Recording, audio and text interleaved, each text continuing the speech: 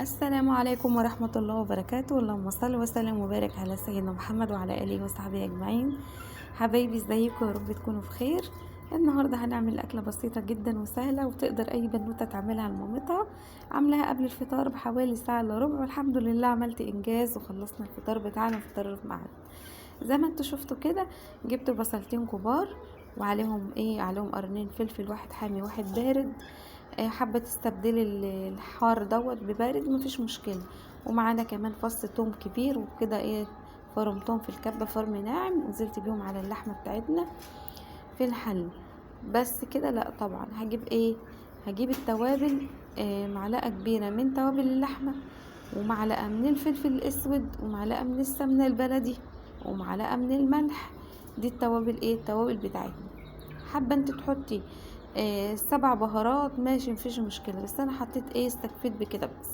فلفل وبهارات وملح، وكمان معلقه من السمنه البلدي. هتقولي ده اللحمه المفرومه فيها دهون، معلش من لازم احط حاجه برضو من عندي كده تدي نكهه للحمه.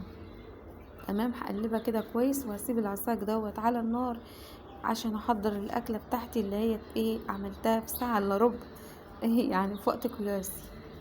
تمام، جبت كده جبت كوسه كبيره، يعني مش صغيره، علشان تقدر تاخد من الحشوه اللي احنا هنحشيها.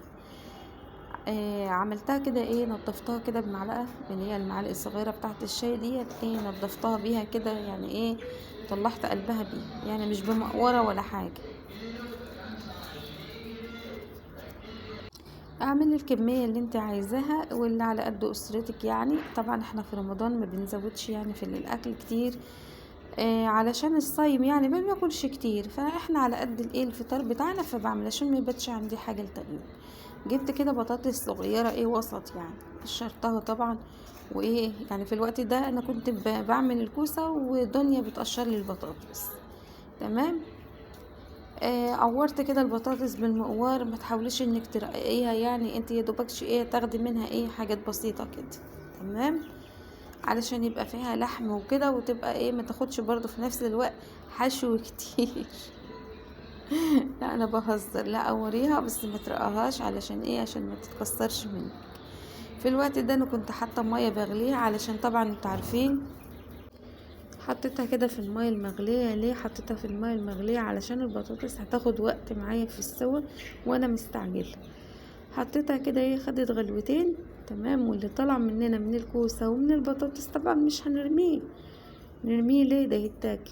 تمام، فرشته كده في صينيه اللي انا هعمل فيها، وجبت اللحمه بعد ما اتعصجت كده وخلصت.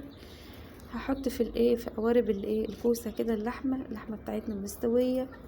تمام، هرصها كده بالطريقه دي. جربي الاكله دي هتعجبك جدا وهتعجب ولادك. حابه تاكليها مع رز او مكرونه ماشي، حابه تاكليها بعيش ماشي. احنا بصراحه كلناها بعيش. جبت كده حوالي كوبايه ميه مغليه، وحطيت فيها مكعب مرقه ومعلقه صغيره من الصلصه، وهقلب هقلب المكعب مع الصلصه في الميه المغليه ديت. تمام، ليه المية ديت؟ علشان انا هسقي بيها الكوسه والبطاطس، امال هي هتستوي على الناشف؟ لا طبعا. تمام، جبت البطاطس، شايفين البطاطس عماله تطلع بخار ازاي، سخنه جدا. وحشيتها برضو، يعني الحمد لله ربنا اكرمني وقدرت ان انا احشيها وهي سخنه كده، مفيش مشكله. لو انت بقى الوقت متاح ليكي هتسيبيها لما تبرد علشان تقدري تمسكيها بايدك. حشيت كده البطاطس كلها كده. وبعد كده جبت طبق من الجبنه الموتزاريلا، كان عندي في الفريزر، كان مجمد كده بس كنت طلعته فك.